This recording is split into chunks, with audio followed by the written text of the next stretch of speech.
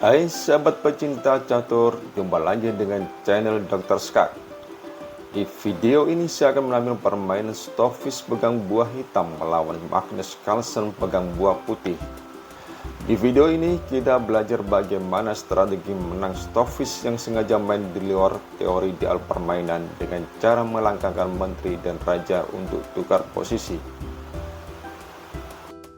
Saja kita mulai dengan Magnus melangkahkan pion ke D4, dijawab Stockfish dengan C7. Tapi sebelum kita melanjutkan permainan, baiklah akan saya tampilkan suatu pembukaan Gambit Budapest di mana hitam akan mendapat suatu jebakan yang sangat bagus yang jarang sekali diketahui oleh para pemain. Kuda ke F6, C4, E5 mengorbankan pion sebagai suatu ciri khas Gambit Budapest. Pion makan pion, kuda ke E4, kuda F3, dan hitam memasang jebakan dengan majukan pion ke B6. Jika putih masuk dalam jebakan hitam dengan menjalankan menteri ke D5, maka hitam bisa mengorbankan gajahnya dengan gajah ke B7. Jika menteri ambil gajah, kuda ke C6, rencana menjebak menteri putih, menteri geser ke A6. Sini gajah ke B4 skak, ditutup dengan gajah, lalu kuda ke C5. Satu-satunya langkah adalah ke B5. Di sini baru gajah makan gajah, skak, kuda makan gajah, dan A6 menjebak menteri putih. Terpaksa menteri putih makan kuda C6, pion ambil menteri, dan di sini putih kalah materi dan kalah posisi. Baik, kita lanjutkan aja. Setelah Stockfish menjalankan C6, Magnus Carlsen menjawab dengan kuda F3, F6, kuda C3, menteri ke A5, E4. Dilanjutkan dengan raja ke D8, gajah D3. Magnus segera mengembangkan perwira-perwiranya, menteri ke A4, rokade pendek, menteri ke E8. Ini posisi yang saya sebutkan di depan tadi. Di sini kita tidak boleh mencontoh langkah-langkah Stockfish di luar teori, tapi yang kita contoh adalah strategi menangnya dari posisi seperti ini. Strategi putih dapat memajukan pionnya di saat menteri dengan A4 atau ke B4. Tapi Magnus Carlsen ingin mendobrak pusat dulu dengan memajukan pionnya ke E5. Stockfish memajukan pionnya ke G5 untuk mengimbangi serangan di sayap raja daripada putih. Benteng ke E1, menteri ke F7 menghindari pin daripada benteng E1 ini. Dilanjutkan menteri ke E2 menggandakan baterai pada lajur E, dan ada ancaman juga nanti di sayap menteri daripada hitam. Hitam menjawab dengan A6. Langsung Magnus memajukan pion D5 untuk mendobrak pusat.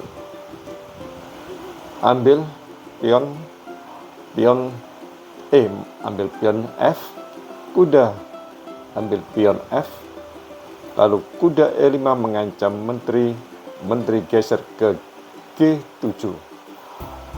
Langkah gajah ke G6, langkah hebat dari Magnus untuk merobek pertahanan sayap raja daripada hitam dengan ancaman kuda ke F7. Jika hitam berani ke G8, maka kuda ke F7 skak.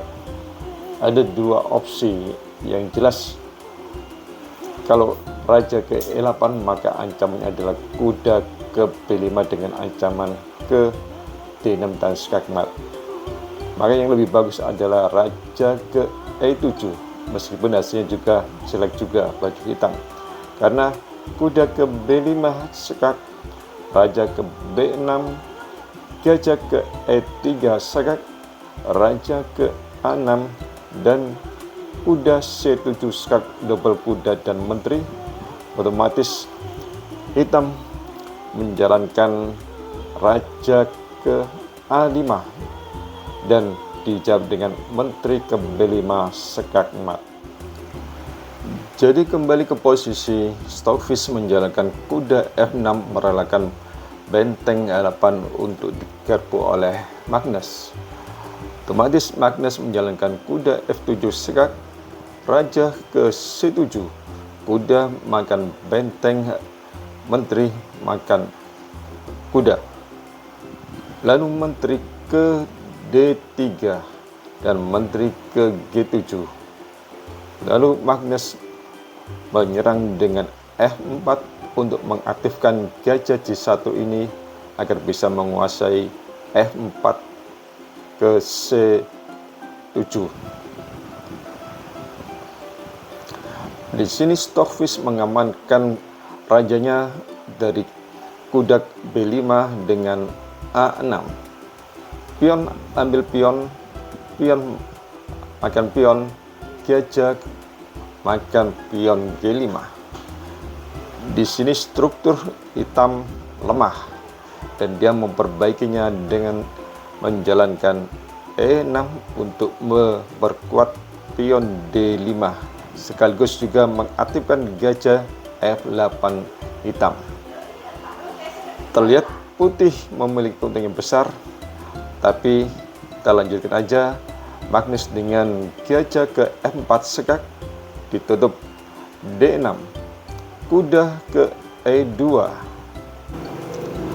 lalu gajah ke E7, benteng F1. Ini adalah langkah salah pertama dari Magnus. Seharusnya dia segera mendobrak pusat dengan C4. Baik, kita lanjutkan aja. Hitam menjalankan gajah D7, gajah ke G5, lalu benteng ke G8. Dilanjutkan kuda ke F4 menjaga gajah D6. Meskipun hitam tidak memiliki struktur yang lebih baik daripada putih, dia dapat menghukum perwira putih yang berlebihan di sayap rajanya, terutama gajah G6 dan gajah D7 yang satu file lajur dengan menteri maupun benteng daripada hitam. Dan langkah bagus daripada Stockfish adalah kuda ke E5 mengancam menteri sekaligus juga gajah D6. Menteri C3 skak, raja ke B8. Jika putih melanjutkan dengan gajah makan kuda, gajah makan kuda, gajah H5, maka kuda C4 akan membuat banyak masalah di diagonal D4 ini. Dan selanjutnya pastinya putih akan kalah. Ini membutuhkan suatu variasi yang panjang dan sengaja tidak saya upload di sini. Kembali ke posisi, Magnus menjalankan benteng A ke E1. Di sini Stockfish mengorbankan pionnya dengan memajukan ke D4. Jika putih berani makan korban pion, maka kuda ke D5. Dua kuda di tengah ini yang terhubung menciptakan berbagai macam ancaman terhadap posisi putih. Jika dilanjutkan gajah makan gajah E7, maka kuda ke F3 skak terpaksa dimakan oleh benteng dan menteri dimakan oleh menteri. Raja ke H1, lalu kuda ambil kuda E4 menargetkan gajah G6, otomatis gajah kembali ke E4, menteri ke D2 ancam benteng ke G1 untuk menjaga pion G2 dari ancaman skakmat. Selanjutnya raja ke A8.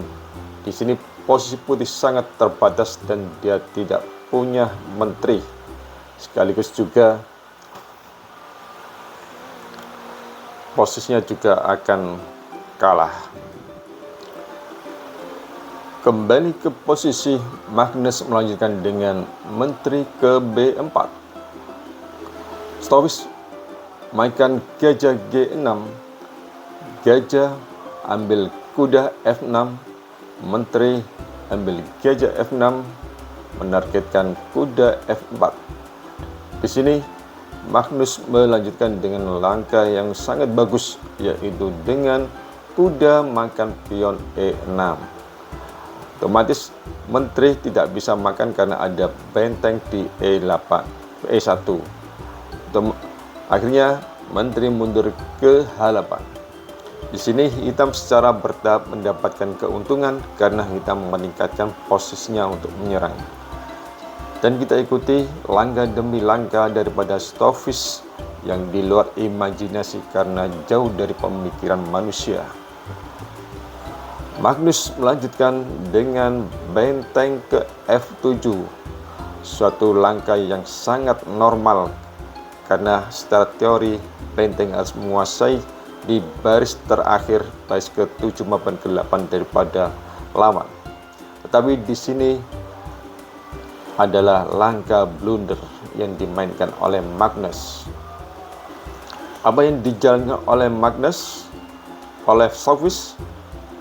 Ya, kuda ke E5 mengancam benteng F7.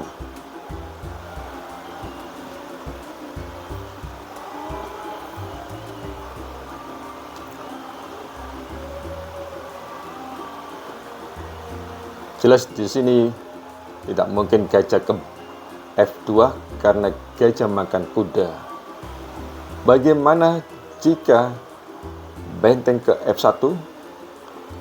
Maka pengorbanan daripada Magnus yaitu benteng makan pion G2 skak, otomatis raja makan benteng, gajah ke C6 skak, ditutup dengan benteng ke F3, gajah makan benteng F3, raja ke G1, menteri ke G8 skak, raja ke F2 ataupun F1, tetap aja menteri ke G2 skakmat. Kembali ke posisi, Magnus menjawab dengan kuda ambil pion D4. Dan apa yang dimainkan oleh Stovis? Ya, benteng makan G2 atau pengorbanan hampir sama dengan varian yang saya sampaikan tadi di depan tadi. Otomatis raja makan benteng, menteri G8 skak, raja ke H1, dan menteri makan benteng F7. Di posisi ini seharusnya Magnus bisa menyerah. Tapi jika kita lanjutkan dengan menteri ke B3, maka menteri ke F2 mengancam benteng. Di samping itu kuda D4 juga terancam.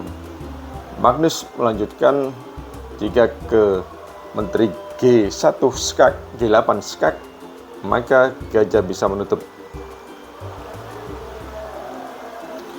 Lalu jika kuda dicoba dijaga dengan benteng ke E4, maka langkah B6 dulu, dilanjutkan A3, maka gajah ke H4. Selanjutnya B3, menteri F1 skak, ditutup menteri, lalu menteri ke F7. Jelas ancamannya adalah gajah ke B7 dan Magnus menyerah. Terima kasih telah menonton video channel YouTube Dr. Skak. Semoga bermanfaat dan Anda bahagia. Sampai bertemu di video saya selanjutnya.